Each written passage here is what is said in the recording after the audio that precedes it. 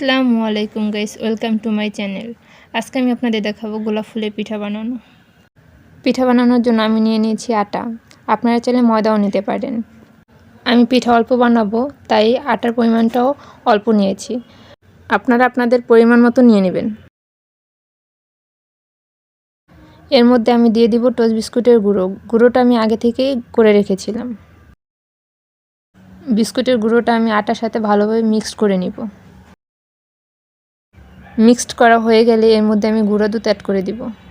আপনারা চাইলে গরুর দুধও দিতে পারেন, তবে গুঁড়ো দুধ দিলে স্বাদ ভালো হয়। এর মধ্যে এখন অ্যাড করে দিব পরিমাণ মতো বেকিং পাউডার। এরপর আমি স্বাদ অনুযায়ী লবণ দিয়ে দিব।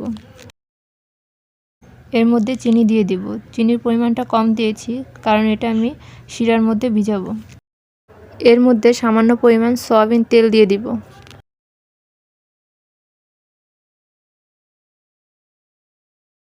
আমি এখানে 2টি ডিম দিছি। আপনারা চাইলে বেশিও দিতে পারেন, কমও দিতে পারেন, আবার চাইলে নাও দিতে পারেন। তবে ডিম দিলে স্বাদ ভালো হয় এবং পিঠা সফট হয়। এরপর সবগুলো উপকরণ ভালোভাবে মিক্সড করে নেব। এরপর কুসুম গরম পানি দিয়ে আটাটা ভালোভাবে মাখিয়ে নিব।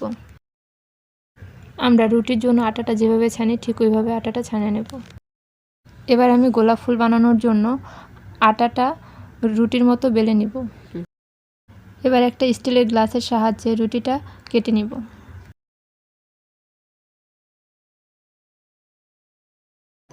এরকম গোল আকৃতির কেটে নিব। একটা গোলাপের জন্য কেটে রাখা 3 পিস রুটি আমি নিয়ে নিব। এবার আমি এটা একটার উপর একটা দিয়ে সাজিয়ে নিব। এরপর একটা ছুরির সাহায্যে রুটির মাঝ বরাবর কিছুটা জায়গা রেখে 4 কোণা কেটে নিব।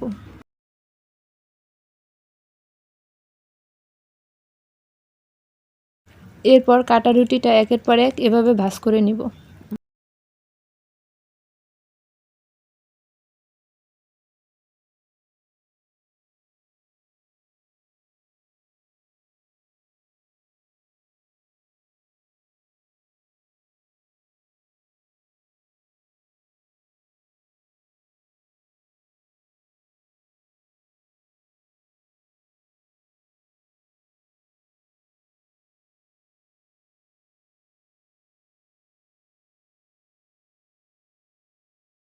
হয়ে গেছে আমার গোলাপ বানানো।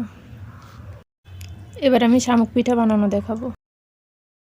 একটুখানি আটা নিয়ে হাতের সাহায্যে আটার আকৃতিটা ঠিক এরকম করব। এরপর একটি জালির সাহায্যে আটাটা হালকা চাপ দিয়ে ঘুরিয়ে নিব। পিঠেগুলো দেখতে ঠিক এরকম হবে। পিঠেগুলো ভাজার আগে আমি শিরাটা তৈরি করে নিব। শিরা তৈরি করার জন্য আমি একটা পাতিলে পানি নিয়ে নিয়েছি এবং এর মধ্যে তেজপাতা দিয়ে দিয়েছি। এর মধ্যে এখন গুড় দিয়ে দিব। গুড়টা ভালোভাবে নেড়ে নিব যেন পুরো গলে যায়।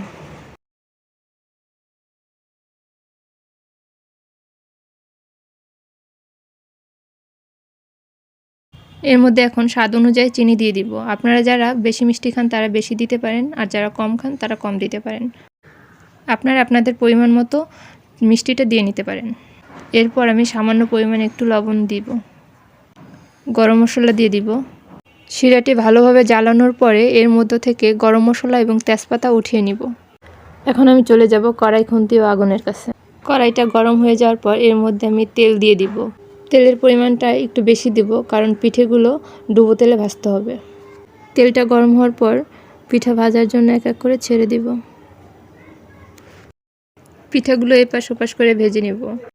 পিঠাগুলো বাদামি রঙের হয়ে এলে তেলটা ছেঁকে শিরার মধ্যে দিয়ে দিব। গোলাপ ফুলের পিঠাগুলো আমি একইভাবে ভেজে নিয়েছি। পিঠাগুলো ভাজা হয়ে গেলে শিরায় থাকা পিঠাগুলো আমি দুধের মধ্যে ঢেলে দিব। দুধটা আমি আগে থেকে ভালোভাবে জ্বালিয়ে নিয়েছিলাম। হয়ে গেল আমাদের পিঠা তৈরি। আপনাদের যদি আমার ভিডিওটা ভালো লেগে থাকে তাহলে অবশ্যই সাবস্ক্রাইব করুন এবং লাইক, কমেন্ট, শেয়ার করে বন্ধু হয়ে আমার পাশে থাকুন।